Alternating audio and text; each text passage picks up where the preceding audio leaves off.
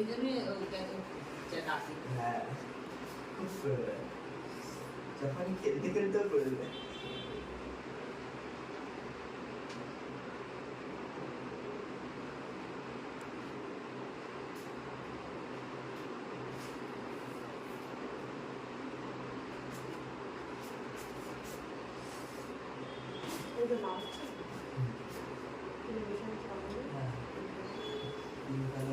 এবারে দেখো তো যে মুভমেন্টটা করলে অসুবিধা হচ্ছে সেই মুভমেন্টটা দেখো না দিচ্ছি